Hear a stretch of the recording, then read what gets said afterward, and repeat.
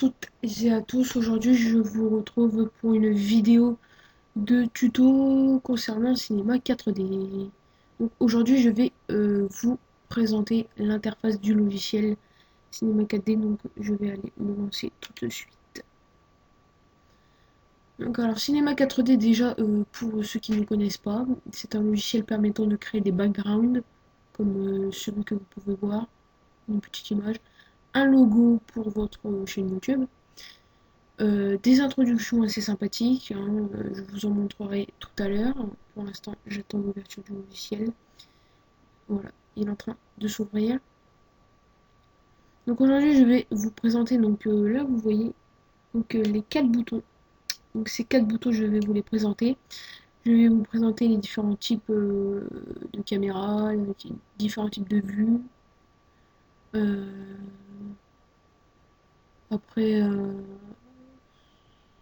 il n'y aura pas grand chose, hein, quoi, mais enfin, vraiment aujourd'hui pour connaître un peu les bases, connaître un peu l'interface du logiciel pour vous familiariser avec. Pour ensuite vous, donc dans un prochain tuto, là c'est le premier épisode de la série Ciné 4D. Ciné 4D épisode 1. Donc aujourd'hui c'est l'interface du logiciel. La prochaine fois ce sera une intro relativement simple. Alors, euh, voilà, donc là, voilà, donc quand vous ouvrez Cinéma 4D, vous avez ça. Alors, je vais vous présenter tout de suite ces 4 boutons comme je vous l'ai dit. Ça, c'est pour aller, alors, en haut, en bas. Alors, attendez, hop, hop, hop, hop, voilà. Ensuite, à droite. Attendez, oh là là, ça bug un peu. C'est pas grave. Donc, à gauche, à droite, bon. Ce bouton sert à diriger dans la direction que vous voulez. Ensuite, ce bouton juste à côté, c'est pour aller d'avant en arrière.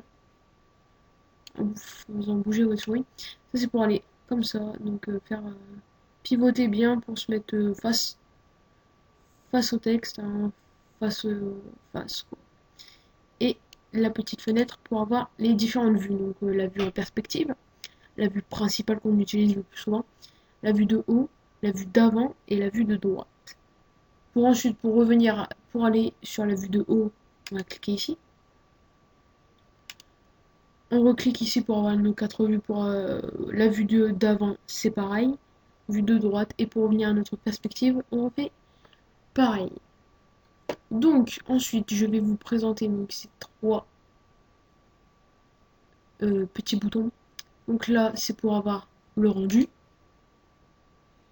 Pardon, enfin, l'aperçu. Ça, c'est pour rendre votre travail. Alors, moi, je vais faire ça comme ça me quitte. Voilà. Et ça, c'est pour les paramètres, les réglages du rendu, donc tout ce qui est sorti, là où on enregistre, l'anti-aliasing, les options, tout ce qui est technique en fait. Ensuite, ici, cette barre ici, là, hop, ici, c'est en fait le nombre de frames en fait que vous aurez, le nombre d'images que vous aurez par seconde. 90 frames, alors ça représente 3 secondes, je crois. Alors moi, je travaille avec 250 frames, ce qui me fait une intro de à peu près 6 secondes. Ça, c'est pour avancer. Pause.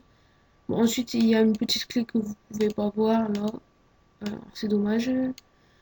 Donc voilà, donc là je vais vous présenter les différents outils. Donc là on va voir des cubes, sphères, cônes, cylindres, pyramides, disques, plans, polygones, capsules, citernes, solides platoniciens qu'on peut utiliser pour une intro de base, ce que j'ai fait une fois sauf que je ne l'ai pas mis.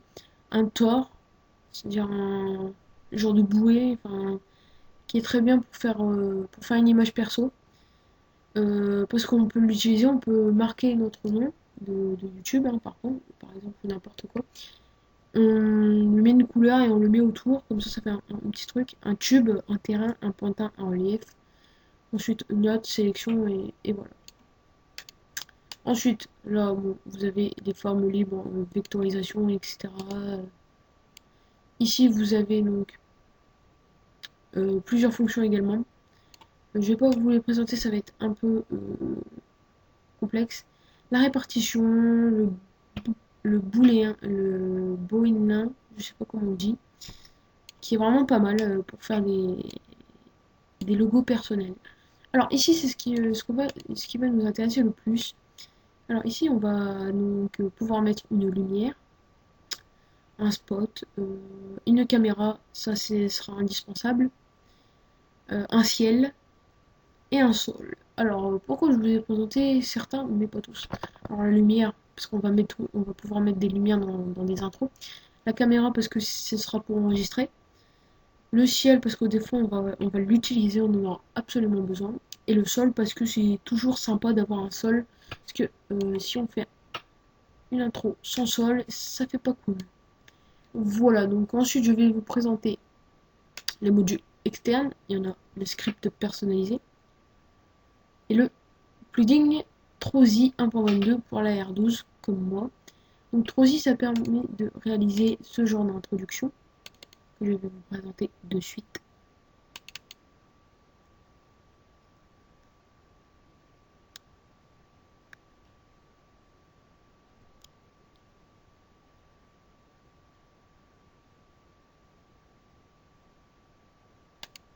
Voilà,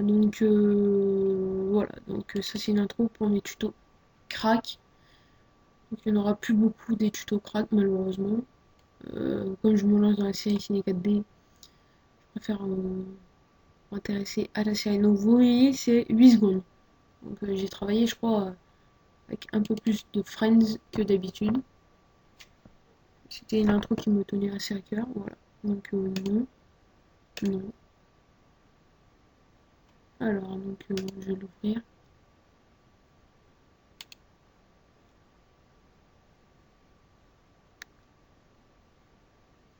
Ça bug un peu, mais vous inquiétez pas, voilà. Donc, voilà, hop, allez là. Attendez, je quitte ces pages. Oh non, mais merde. Désolé parce que mon ordinateur lag énormément. Ça, je suis désolé. Malheureusement, mon ordinateur. Voilà, donc là, hop, comme ça sera bien. Voilà, donc là, regardez. Attendez, voilà, et voilà. Donc Trozy, c'est pour réaliser ce genre d'introduction assez sympathique. Donc voilà, donc aujourd'hui cette première vidéo sur Cinema 4D pour les 32 bits pour la version R12 que j'utilise qui est très bien, donc je vais rester. Donc pour terminer, je vais vous présenter cette partie MoGraph. On va utiliser donc avec les outils Fracture. Donc Fracture, alors c'est pour mettre tous les trucs de Trozy. Et bien sûr le PolyFX aussi pour les particules. Enfin, on verra ça dans d'autres épisodes, bien sûr.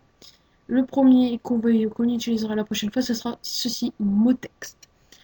Donc, comme ça, hop, j'ai cliqué sur MoText et là, il y a un texte qui apparaît. Voilà, hop, en le centrant légèrement. Et voilà. Donc, c'est ce qu'on utilisera dans la prochaine vidéo euh, sur Cinéma 4D.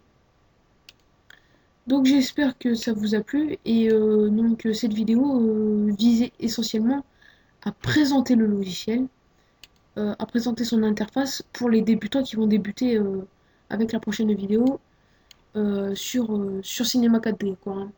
Donc la prochaine vidéo, on commencera à faire une intro, je sais pas si je vais garder. À mes tout débuts, j'avais fait une intro de base, bah voilà, une intro de base. S'il a de la musique, j'en suis navré, je vais baisser le son pour ne pas. Ah, maintenant il n'y a même pas de musique, voilà, donc voici ce que c'était, quand même 20 secondes. Bon, il y a quand même des secondes en suspens, mais voici alors la première intro que vous allez créer. C'est un genre comme ça, mais un peu plus poussé parce que c'était vraiment le début que je commençais à utiliser. Donc voilà. Et donc voilà.